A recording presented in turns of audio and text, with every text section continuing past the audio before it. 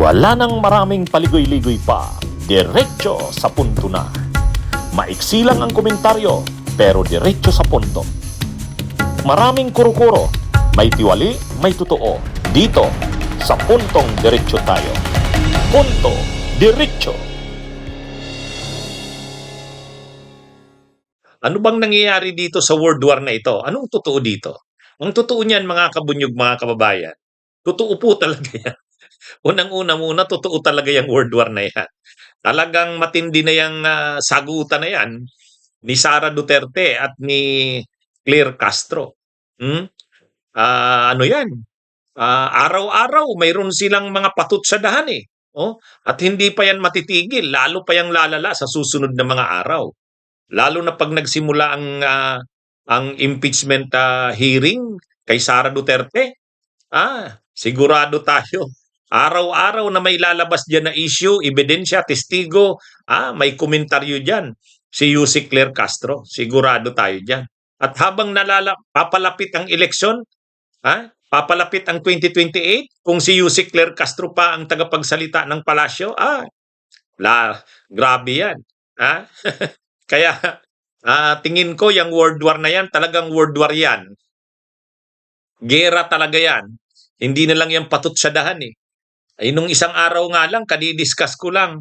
Sabi ko, ayan, sinagot na ni Yusek Claire Castro yung sabi ni Sara na wag nang pakinggan si Yusek Claire Castro kasi kahihiyan daw ang mga sinasabi para sa bansa.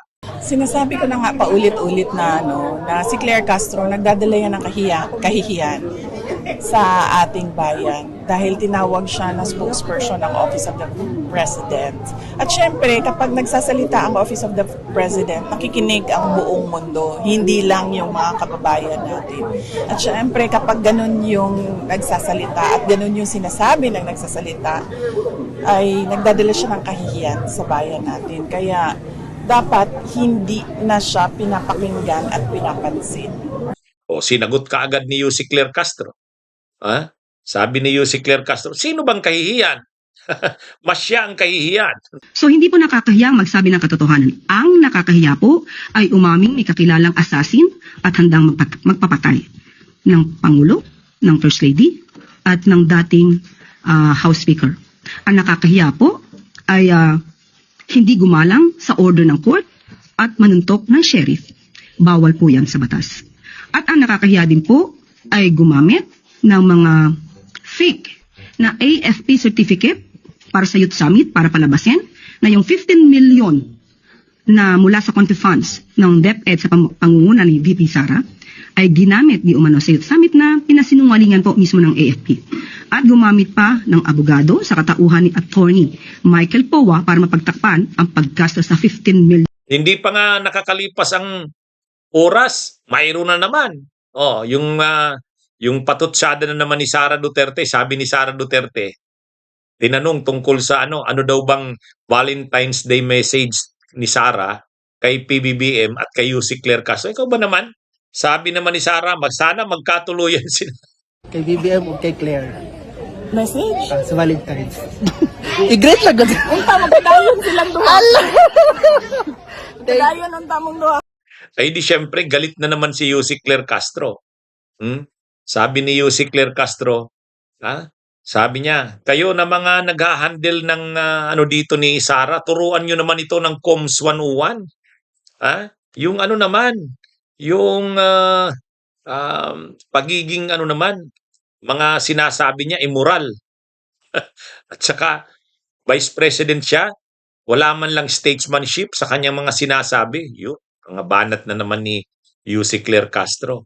Mga ganitong sitwasyon, yung kanyang mga kaalyado na nagmamarunong sa communications at mga propagandista, isang hiling. Maaari niyo po bang turuan ang Vice Presidente sa kanyang communications? Bigyan niyo po ng COMS 101 para magkaroon naman ng konting, or rather, katiting na pagka-statesman. At ang aking message, Valentine message sa kanya, VP Sara, spread love, not fake news. Kaya, ito mga kabunyog, yung World War na yan ni Claire Castro at Sara Duterte, iigting pa yan at titindi araw-araw. Hmm, araw-araw. Kaya, ah, um, bakit kasi ganyan yung ano, bakit umaabot sila sa ganyan? Eh, si Yussi Claire Castro talaga ano, eh, ang role niya sa Presidential Communications Office bilang palace press officer, salagin, sagutin ang lahat ng mga atake sa palasyo. Kay PBBM, sa First Lady, sa pamilya ng Marcos, yun ang ano niya. Sa gobyerno ni Marcos, lahat ng atake, lahat ng paninira, sagutin niya. Nung kasing dati, ang mga palace press officers kahit ang PCO, Presidential Communications Office, hindi naman masyadong sumasagot sa mga atake ng Duterte. Hmm? Si PBBM hindi naman masyado nagsasalita. Hindi naman, tahimik lang. Kung ano-ano ng isyung binabato, hindi naman gumaganti. Si Lisa Araneta, ganun din. Ayun namang mga tagapagsalita ng Malacanang sa mga nakaraan, hindi naman kung walang sinasabi ang presidente, hindi naman sila nagbibigay ng kanilang sagot. Hmm? Si Yussi Claire Castro kasi, kahit wala pang sinabi ang presidente, mayroon na siyang nasasabi. Yan yung pagkakaiba ni Yussi Claire Castro. Wala pang sinabi ang Malacanang, wala pang sinabi si PBBM, mayroon ng sagot si Yussi Claire Castro. Pag may sinabi si Sara, mayroon na siyang sagot diyan. Pag may sinabi sila Baste, sila Pulong, mayroon na siyang reaksyon diyan. Hindi niya na tinatanong ang presidente, Mr. President, anong sasabihin natin? Hindi na, siya na yung sumasagot. Ganun itong si Yussi Claire Castro. May ready kaagad na na sagot, reaksyon. Diyan nagagalit yung mga DDS. Kasi tit for tat yung propaganda ni Yussi Claire Castro. Hindi na naghihintay na. Saka wala siya yung mga binabasang statements, yung mga ibig kong sabihin ng kumbaga, babasahin niya yung statement, hindi ganon. Hindi yung mag-aano muna siya. Maghihingi muna ng sagot galing sa presidente o kung sino man sa palasyo, saka siya sasagot. Hindi. May ready siyang reactions, may ready siyang counter, resback. O kapag mayroong atake sa Malacanang kay PBBM, mayroon kaagad siyang resback. Parang binigyan siya ng ganung leeway ng Malacanang. Bahala ka na, Yussi Claire Castro. Paano mo sasagutin yan? Kaya nakakuha ng katapat ko. Matagal kasi na ang mga DDS, yung mga saka sila Sara, sila Pulong, sila Baste, sila Roque, yung mga vloggers ng DDS, matagal sila na walang kumakaunter sa kanila eh. Kumbaga, lahat ng mga atake sa Malacanang kay PBBM, nagagawa nila. Wala namang nagka-counter. Si Claire Castro hindi, sinasagot talaga. Tulad niyan, may sinabi si Sara, mayroon siyang counter diyan. May sinabi si Pulong, ang tinanong ng media, anong masasabi? Mayroon siyang masasabi diyan. Lagi siyang may nasasabi. At ang mga nasasabi niya, matindi, resback talaga. Kontra-atake. May atake ang Duterte, may kontra-atake si Yussi Claire Castro.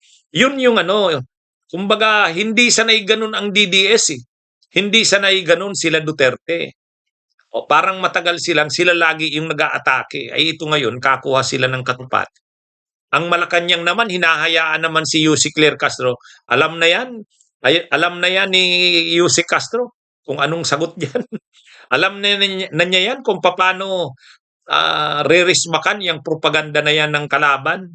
O ganun ang Ganun ang kaya 'di ba?